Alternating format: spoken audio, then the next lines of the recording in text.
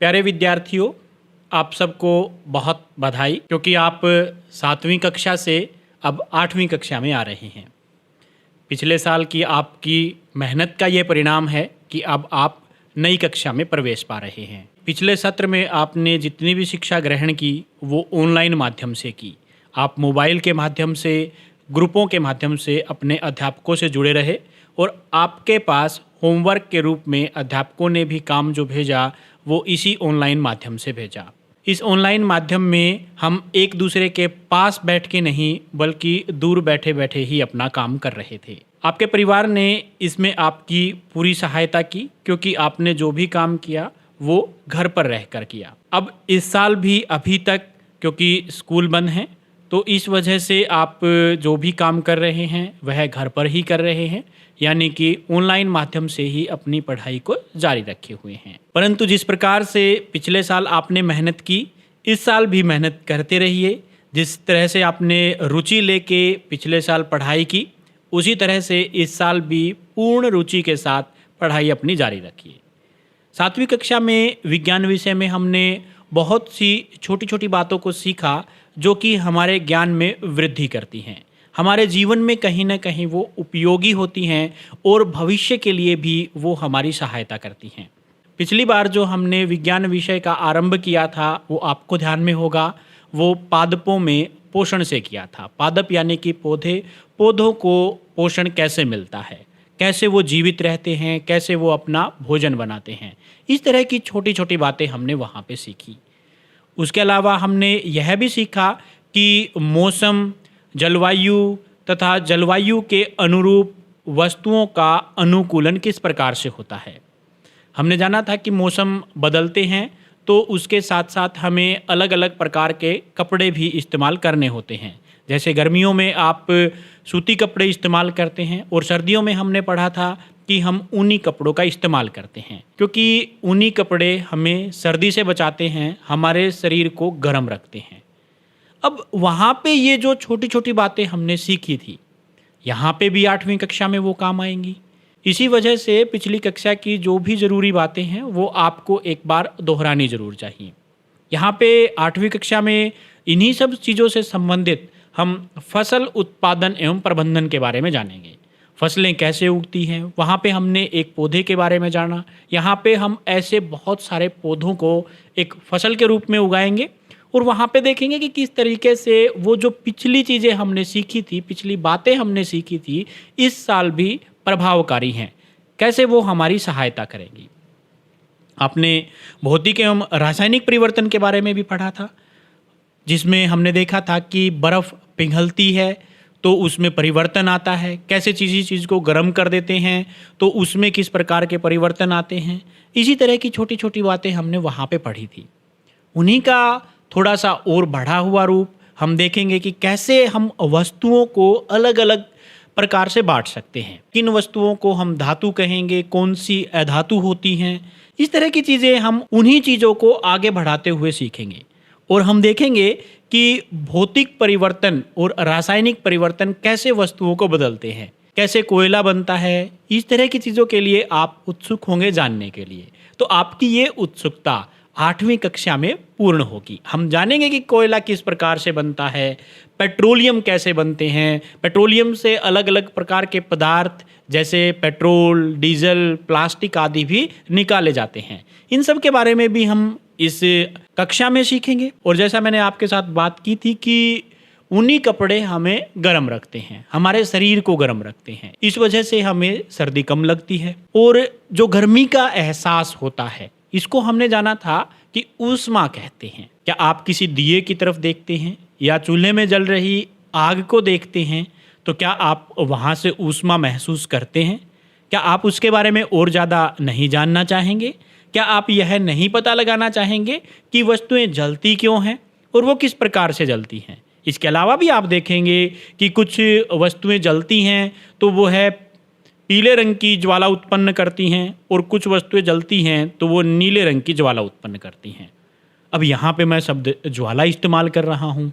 ये ज्वाला क्या होती है, इसके बारे में भी हम आगे के अध्याय में 8वीं कक्षा में पढ़ेंगे। ये सभी रोचक जानकारियाँ हम इसी कक्षा में लेंगे।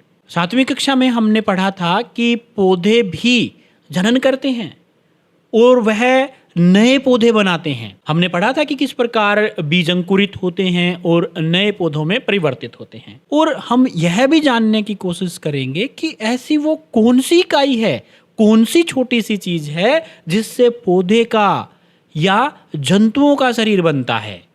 वो कोई ना कोई चीज होगी, उसको क्या नाम देंगे, क्या होती है, क्या वो हमारे शरीर के अंदर होती है या पौधों में होती है, क्या वो दोनों में ही है, यह भी जानने का हम प्रयास इसी कक्षा में करेंगे। तो ऐसी बहुत सारी रोचक चीज़ें आप देखते जाइएगा, हम धीरे धीरे सीखते जाएंगे। तो शायद आपका मन कर रहा होगा इन सब चीज़ों को जानने का अभी से। तो चिंता मत कीजिए, हम धीरे धीरे आगे बढ़ते हैं। मैं और कुछ रोचक चीज़ें आपको बताता हूँ। 7वीं कक्षा में आपने पवन के बारे में पढ़ा और हमने देखा था कि किस प्रकार चक्रवात बनते हैं, कैसे तूफान आते हैं। अब 8वीं कक्षा में वहाँ से जो कारण बनते थे, किसके कारण वो चक्रवात बन रहे हैं, किसके कारण वो तूफान बन रहे थे और हवाएं क्यों चलती थी, उसके पीछे क्या खास बातें थी। आपने कभी आपके साइकिल के टायर के अंदर हवा भरी होगी या भरवाई होगी, वहाँ भी वायु है। तो वह वायु क्या तूफान की वायु से अलग है? वह वायु क्या जो हमारा चक्रवात था उसकी वायु से अलग है? क्यों नहीं हम जो हवा चल रही है उसी हवा को टायर में भर देते? हमें वहाँ पे पंप की आवश्यकता क्यों पड़ती है? इस तरह की चीज़ें भी हम 8वीं कक्षा में जानेंगे। और हो सकता है आप यहाँ पे समझें कि हवा जब तेज चलेगी तो उसको हम टायर के अंदर भी भर सकते हैं। अब तेज चलना क्या होता है, कैसे वस्तुएं तेज चलती हैं, कौन सी वस्तु धीमी होती है, कौन सी तेज होती है, ये हमने जाना था। वहाँ पे हमने देखा था कि जब साइकिल की बात करें और एक हवाई जहाज़ की बात करें तो दोनों में अभी आप अंदाज़ा लगा सकते हैं साथ के साथ कि कौन तेज़ चलता है। और संभवतः आपका उत्तर होगा कि हवाई जहाज़ तेज़ दौड़ती है। और हम गाड़ी की और साइकिल की बात भी करें तो भी आप कहेंगे कि कार, बस आदि गाड़ियाँ इसी तरह की हमारी साइकिल से तेज़ दौड़ती हैं। परंतु कुछ चीज़ें ऐसी हैं जो इसकी गति को रोक देती हैं। आपने देखा होगा जब हम रेत के अंदर साइकिल चलाते हैं तो हमारी साइकिल को चलाने में हमें ज़्यादा जोर लगाना पड़ता है। इसके अलावा आप रोड पे चलते हैं तो भी आपने देखा होगा रोड के अंदर कई सारे गड्ढे हों, बहुत सारे गड्ढे हों, तो साइकिल को चलाने में आपको ज़्यादा जोर लगाना पड़ता है। जबकि रोड साफ़ सुथरा हो, समतल हो, तो वहाँ पे साइकिल चलाते वक्त आपको कम जोर लगाना पड़ता है। ऐसा क्यों होता है? क्या कारण है उसके पीछे? और हाँ, आपने आपके जूतों के बारे में भी जरूर सोचा होगा कि आपके जूतों के नीचे अलग अलग प्रकार के डिज़ाइन बने होते हैं।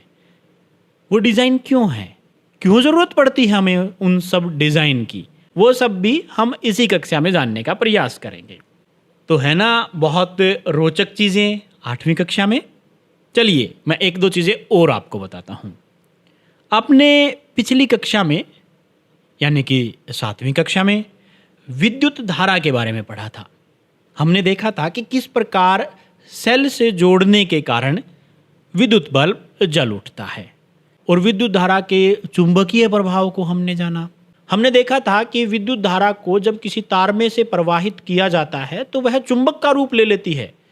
इसके अलावा घरों में हीटर को भी हमने देखा कि वो भी विद्युत धारा के बहने के कारण गर्म हो जाता है। अब हम विद्युत धारा के कुछ और प्रभावों के बारे में भी जानेंगे। आप छोटा सा उदाहरण मैं आपको दूं तो आप अपने घर में इन्वर्टर को देखिए। उस इन्वर्टर के साथ जुड़ी हुई बैटरी को देख के क्या आपका मन ये जानने का प्रयास नहीं करता कि इस बैटरी के अंदर विद्युत धारा कैसे इकट्ठी हो रही है, कैसे यह बैटरी हमारे घर में बिजली चले जाने के बाद भी हमारे घर में बिजली की लगातार आपूर्ति करती रहती है। खैर कोई बात नहीं, इस कक्षा में हम वो भी जानेंगे और उसके साथ साथ हम बात करेंगे प्रकाश की भी। हमने देखा था कि विभिन्न वस्तुओं को देख पाना प्रकाश के कारण ही संभव होता है और उस प्रकाश को देखने के लिए जो हमारे शरीर में आँखें हैं वो संवेदनशील हैं, यानी कि आँखों के कारण हम देख पाते हैं। अब जिनके पास आंखें नहीं हैं वो अपना काम कैसे चलाते हैं, या जिनके पास आंखें हैं वो वस्तुओं को कैसे देख पाते हैं, और क्या सामने रखी वस्तुएं हमें भ्रमित करती हैं? यानी कि क्या हम कह सकते हैं कि जो वस्तुएं हमें दिखाई दे रही हैं वो वास्तव में वैसी नहीं हैं? क्या आंखों में भ्रम पैदा होता है? तो ये भी आपकी इच्छा होगी जानने की। जब हम इतनी चीज़ों को समझ रहे हैं, इन चीज़ों को समझने का प्रयास कर रहे हैं और वो हमारे लिए इतनी रुचिकर साबित हो रही हैं, तो ऐसी स्थिति में हम हमारी पृथ्वी या हमारे वातावरण को थोड़ी छोड़ सकते हैं। हमने पिछली कक्षा में वातावरण प्रदूषण के बारे में पढ़ा था कि कैसे हमारा वातावरण प्रदूषित होता जा रहा है, कैसे हम विभिन्न प्रकार के अपशिष्ट पदार्थों को पानी में बहा के उसको प्रदूषित करते जा रहे हैं। वनों का हमारे जीवन में महत्व क्या है, हम क्यों वन उगा रहे हैं, ये सब हमने जानने का प्रयास किया था। उसी के बारे में यहाँ पे हम और अधिक जानकारी लेंगे। हम कैसे जल प्रदूषण को कम कर सकते हैं, क्या करना चाहिए उसके लिए, कैसे वायु प्रदूषण को कम कर सकते हैं। छोटी छोटी बातें हमने पिछली कक्षा में जानी थी, उससे ज़्यादा उसके अलावा भी हम कैसे वायु को प्रदूषित कर रहे हैं, कैसे जल को प्रदूषित कर रहे हैं, ये प्रदूषित वायु हमारे शरीर के लिए कितनी हानिकारक है, ये प्रदूषित जल हमारे लिए कितना हानिकारक है, ये भी हम जानने का प्रयास करेंगे इसी कक्षा के अंदर, आपकी 8वीं कक्षा के अंदर। ये सभी एजुकेशनल वीडियोस आपको मिलेंगी इसी चैनल यानी भौतिक के ऊपर। अगर इसको आपने अभी तक सब्सक्राइब नहीं किया है तो सब्सक्राइब कर लें और अपनी कक्षा के सभी विद्यार्थियों के साथ इस चैनल को शेयर भी करें। धन्यवाद।